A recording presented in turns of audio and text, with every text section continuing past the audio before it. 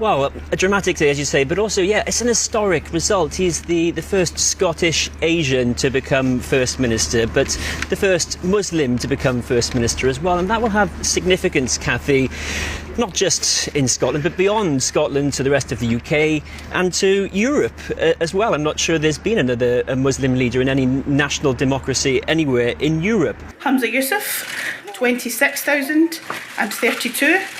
This represents 52.1% of the final vote. The margins were slim. I therefore declare Humza Yousaf duly elected as the Scottish National Party leader. The victory momentous. And I now invite you up to say a few words. After a hug and a handshake for the rivals he defeated, Humza Yousaf is embraced by those who know the gravity of this win. His wife and his parents with tear-filled eyes, as Scotland is set for its first ethnic minority and first Muslim First Minister. It is hard for me to find the words to describe just how honoured I am to be entrusted by our membership of the SNP to be the party's next leader. In the end, Humza Yousaf relied on second preferences from those who voted for last-placed Ash Regan to squeeze past Finance Secretary Kate Forbes, who'd accused her own government of mediocrity in a fiery campaign. 48% of SNP members who voted sided with her. 52% for Mr Yousaf, who has promised continuity with the Nicola Sturgeon era. Hello. Well, how are you feeling? Very excited, very proud of him indeed. His parents say there has been a personal toll. Negative stuff is always hard to take, especially when there's a lot of mudslinging against your son. But then, he told us this would happen. What message do you think this sends, his election? I think it sends a message of hope that anybody can stand for SNP leader and First Minister. It doesn't matter about your background or where you come from.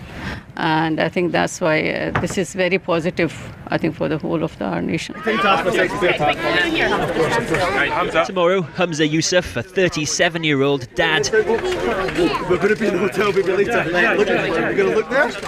will become the youngest ever First Minister too. How are you all feeling? The honest answer.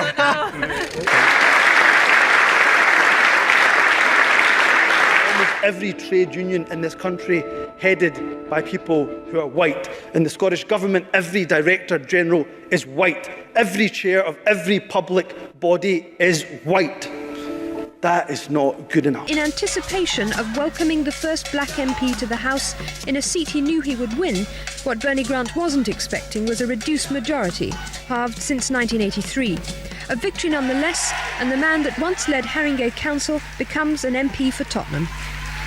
Mr Grant joins friends who've campaigned long and hard for separate black sections within the Labour Party. Friends like Paul Boateng, a winner the second time round. Last time he was beaten in Hertfordshire. Last night in Brent South, they liked him a lot better. There are some of us in this room tonight who've waited 400 years for this result. 400 years! And Diane Abbott, who'll go down in history as Britain's first black woman MP. It feels marvellous, and it feels marvellous because I know it's the fulfilment of hopes and dreams for lots of people, not just in Hackney, but all over the country. But not all the black candidates got in. Russell Profit suffered a crushing defeat in Lewisham East, a marginal seat he was expecting to snatch from the Tories. So, while the losers go back to the drawing board, London's new black MPs prepare to take up their positions. This is Tina Jenkins for Thames News.